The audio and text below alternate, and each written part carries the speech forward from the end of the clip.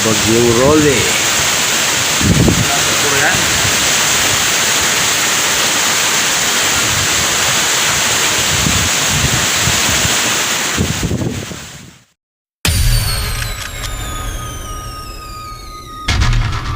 So ngayon guys, checkin natin yung mga alaga natin kasi tapos lang ng bagyo.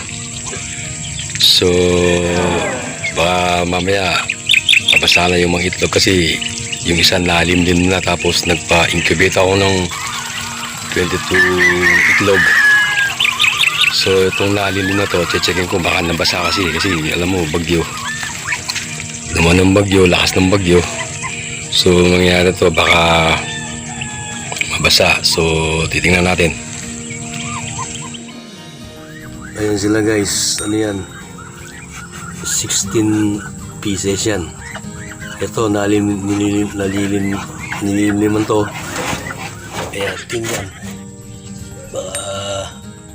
Madadagdagan pa yan hanggang mama nag-iitlog pa kasi. Ayan guys.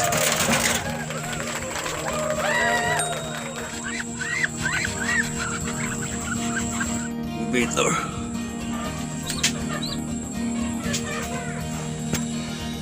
Ito baka mag-extend pa ako dito.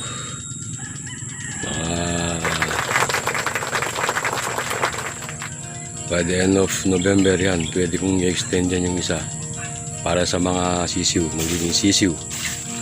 Yan dyan, i-extend ko yan dyan kasi hindi pwede silang pagsamahin dito sa ano eh, maliit lang kasi ito eh, hindi sila pwede pagsamahin dito kasi maliit lang eh. Yan yan.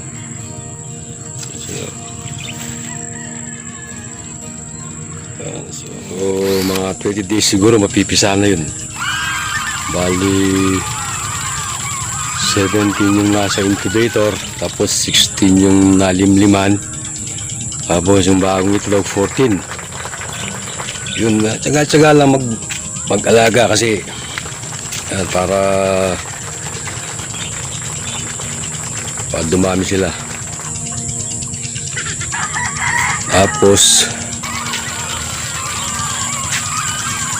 diyan ko sila lalagay, dyan. Babakuran ko yan, lalagyan ko ng sisiwin dyan. Malaking pwesto yan. Ayan o.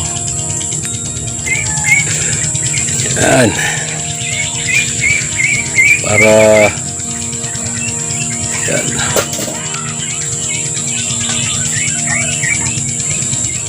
Nagpisa na sila, dyan ko nalalagay yan dyan. Maluwag yan. Babakuran ko yan para dumami sila. Para daramihin nyo na yan sa ano yan, maluwag na yan eh. So yan guys, hanggang dun yan, hanggang dun sa may kalabasa, tapos ang laban yan sa may fish pond.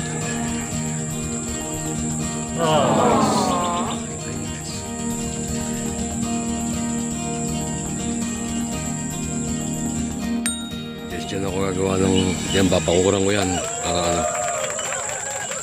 diyan ko ilalagay yung mga bagong pisa in case na mapisa sila lahat, hiwalay ko sa mga ano para ano, maluwag yan eh. Hanggang sa may fish pan dyan yan. So i-extend ko to, i-extend ko dito yan, maluwag yan guys. Nandun yan.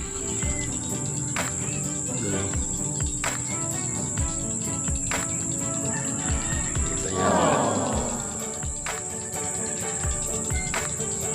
Yan para so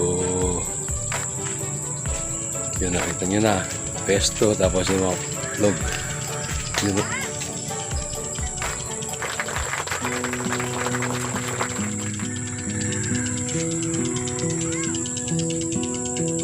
I lose my breath whenever I see you. You stole my heart, what is it that you do?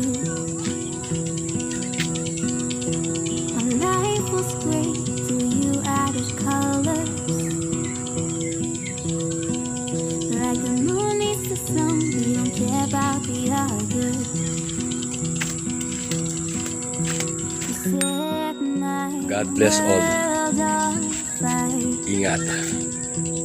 Thank you. Bye-bye. You're my Don't forget to like and subscribe. heartbeat. Bye.